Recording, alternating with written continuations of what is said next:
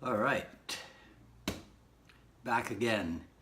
Hello everyone, this is Dwight Woods, the Jeet Kune Rebel, and welcome to the I Love Jeet Kune broadcast number 48. We're getting up there in numbers, aren't we? This is the one about the value of drilling in Jeet Kune. And obviously, this is related to what we did in number 47, which was the value of sparring, because sparring and drilling are so interconnected. So as you guys are logging in, if you'd be kind enough to say where you're logging in from. Hi Freddie, and hit the like button, and then feel free to continue hitting the like button if I say anything insightful. And this way Facebook knows we're having a good time and they assign us some algorithmic relevance, right? So yeah, so like I said, this is a carryover from last week when we talked about the value of sparring in Jeet Kune. In fact, one could say, hi Miguel, one could say that that one precedes the other in a progressive approach to martial art training, even though there is an ongoing debate as to the virtues of either, right? Which I kind of discovered that during my Jeet Kune Dialogues episode last week with Tommy Carruthers. And not to toot my own horn, but some people have said that episode with Tommy Carruthers is actually one of their favorites. So I encourage you, if you haven't seen it, it's episode number 28 of the Jeet Kune Dialogues. Check it out over on the YouTube channel, Jeet Kune Dialogues YouTube channel. Yeah, and let me know what you think. Hi Gabe, hi Bo Jackson.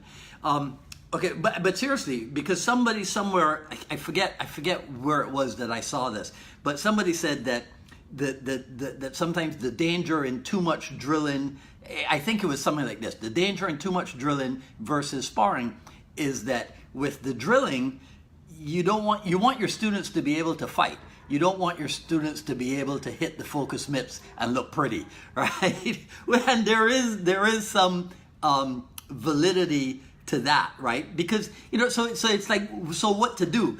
And as often happens in Jeet Kune, the answer is probably not at either of the extremes, right? Where you got people who drill only, you got people who spar only. The answer is probably somewhere in the middle, as is the answer to a lot of things in life, if you've been on the planet long enough to be aware of that. Right? So what to do? Well, you use, as in most things, if you're looking to have serious development and improvement and education, you use a progressive approach, right? So one of the examples of a progressive approach is to begin with the end in mind. So if the end in mind is good self-defense ability, good fighting ability, then we kind of know that we have to have the tools for that. So we begin with the end in mind, and so what we have to do is to backtrack, right? So that backtracking, which is in some instances, it's a tool that I have used personally to aid in the increasing and the development of my understanding of a lot of different topics. So in backtracking, you just ask yourself simply, well, what came before that? So if I begin with the end in mind, and what I want to be able to do is to fight well, I want to be able to defend myself, then I have to go, okay, what do I have to do before I get that? So obviously, you got to train, you got to practice, right? So then that brings us then to, okay, so these are the tools that I need to develop. Where do these tools come from? The tools come from practical, useful training. So let's break it down. Tools. How many types of fighting are there in martial art? There's two, right? There's empty hands and there's weaponry, right? We have kind of broached this topic before. So there's empty hands and there's weaponry. So then if we take empty hands and we backtrack, what kind of fighting do we do in empty hands? Well, there's striking and there's grappling. Now we backtrack on that. What do we do in striking? Essentially, there's punching, elbowing, kneeing, and kicking. Now, my JKD senior, Paul Vunak, in one of his old series, Paul showed how in what they call a trapping range, how there's like 14 weapons available to you, right? So from the top of the head for the headbutt, all the way down to the foot for kicking, there's like 14 natural weapons on the human body, which is kind of interesting, right? Okay, but we know that there's essentially striking and grappling. If we backtrack in grappling, what types of grappling are there? There's essentially standing grappling and ground fighting. So we're beginning with the end in mind, and the reason why we're backtracking and analyzing like this is so we know exactly what it is that we want to do. And the same thing applies to weapons training, because remember we said there's empty hands and there's weaponry in martial art training. The same thing in weapons. How many types of weapons? There's two. There's edge weapons and there's blunt weapons or non-edge weapons, right? And then you have long weapons, you got middle length weapons, and you have short length weapons, right? And then there's hard weapons and there's flexible weapons, right? And on and on. So then we backtrack. So now we know what is available to us. So where do we start? The late Richard Bustillo, the Iron Man of Jeet Kune, said to me once, he goes, look, start teaching your students how to hit properly. He says, because defense is kind of an instinct. It's kind of built in, but knowing how to hit properly is not an instinct. People have to learn how to hit so that they're not flailing and they're a little bit more precise and concise in their hitting, right? So you start with offensive drills. But as we know, that's just one type, because there's offensive drills at one end, there's defensive drills at the other end. And again, as we tend to maintain, the answer is somewhere in between. So Glenn, my student Glenn and my student Miguel, they're on here with me. So if I ask them in class, what do we get when we blend offensive drills with defensive drills, right? The answer is, that's it, counter-offensive drills, right? So we have to be sure that whatever it is that we're doing, we are doing that mix of offensive, defensive into counter-offensive drills, because it is about self-defense, right? Then the overall category of drills. There are drills that are designed to build coordination. Then once you have that coordination, you take those drills and you modify them, and you translate them into combat drills. So if I punch the focus mitt, that's me building the coordination for developing a good punch. But when I put the glove on and I punch at your face, now we're taking that coordination that we've built and we're turning it into combat, because now the drill calls for a different reaction on the part of the receiver, right? There are flow drills, which or let's see, best way to describe them would be well, I don't want to say necessarily energy drills, because that makes it all kind of esoteric, but it's just drills in which there's a rapid to and fro, there's a rapid exchange of what it is that you're doing, right? So in empty hands, like in the Wing Chun, like Chi Sao, for example, right, where there's a rapid back and forth between what you're doing, the Hubad and the Filipino Kali. The Kali, look, I'll tell you this, right? It may not have happened this way for some other people out there, but for me as an individual, the way it happened, the thing that actually gave me the understanding that I could then take and apply to my empty hands training and develop it and enhance it, a lot of the understanding came from the study of weaponry in Filipino Kali. So as an individual JKD person, I will forever be grateful to everybody who taught me stuff in Filipino martial arts, because it really, really helped me to go on and develop in the Junfan or in the Jeet Kune part of my learning, right? So coordination drills, combat drills, flow drills, then sparring drills, right? So, and if you think about that, that's 4 areas that can be used. And now I'm talking essentially to people who run a JKD school, right? In the old days, we used to talk about phases of training, about phase 1, 2, 3, and 4.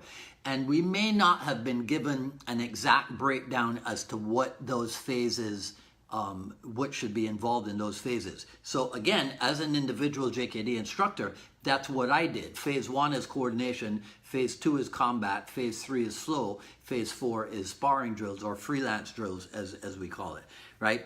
But you got to make sure that you understand why you're backtracking, and you got to understand how it is that you blend all these branches of empty hands, and then blend all these branches of weaponry, and then blend the 2 of them into the offensive, defensive, counter-offensive drills. So for example, you could start empty hands versus empty hands, but then somebody grabs a weapon. So now you have empty hands versus weapons. Or you could start weapon versus weapon, and somebody effects a practical, useful disarm. Not anything fancy, you know, from the movie stuff, right? But a practical, useful disarm. And now we are weapons versus empty hands, for example, right? The value in this type of stuff, in this understanding of how to drill, what to drill, is that if you are a student, if you are a Jeet Kune student, then gaining insight into the structure behind what it is that is going on the training floor, that is part of what I call the Jeet Kune guide to accelerated learning, right? If you are a Jeet Kune enthusiast, and so you train, you got, you know, 1 or 2 training partners or what have you. Now, you might be the fanatic, so, you know, somebody like a Johnny Aguilera, right? You might be the fanatic who will never stop training. But your training partners might not be as fanatical, which is a good word, okay? Might not be as fanatical as you. But if you have a bottomless store of material because you've learned how to backtrack, how to put stuff together, then that might serve to keep you in training company for a long time. If you're a professional Jeet Kune instructor, then you know that boredom or disenchantment with the training is a major contributor to the attrition rate at your school, right? So understanding how to put together drills for your curriculum design is of paramount importance towards the retention of your students, right? So in each of those scenarios, we would still be adhering to a Bruce Lee maxim such as, you know, a good teacher is not a giver of truth. A good teacher is instead a pointer to the truth. So if you look at what I'm doing here, I'm not telling you, you know, exactly this or whatever. Look, the one of the reasons we have the Jeet Kune broadcast, the I Love Jeet Kune broadcast, is to just have this exchange of ideas, right? To put stuff out there and see how it benefits people, right? And then as Sifu Dan would say, you know, his exhortation is that instructors provide training opportunities or training experiences that enable the growth of their students' understanding, right? So that's it. The value of drilling in Jeet Kune, right? That's it for today. Feel free to share, like, comment, ask questions if you want. I'll review everything after posting.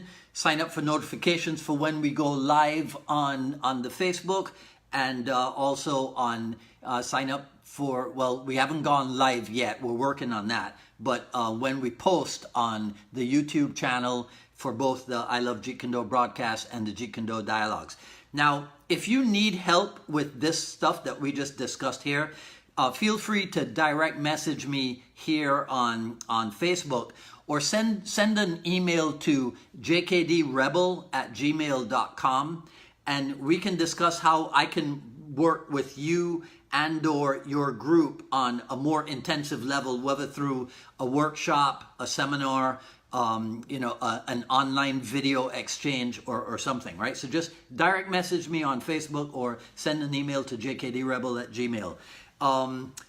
At ilovejeetkundo.com, the Quick Skills Series Volume 1, still available. Earlier today, I conducted Jeet Kune Dialogues episode number 29 with Helena Coliff of American Dragon. So you can find that on Facebook right now. Later this evening, it will be up on the YouTube. Coming up this Friday, October 19th, October 19th, I'll be dialoguing with Heather Mondi. That's at 3 p.m. regular time. And Eleanor Academia Magda is confirmed for 2 weeks from this weekend, Friday, November 2nd. I'm still confirming my dialogue partner for Friday the 26th. I'll let you know more about that. But that's it, right?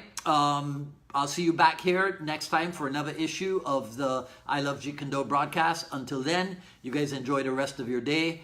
And, there's the shirt. All right, guys, have a good one. Take care. I'll see you soon.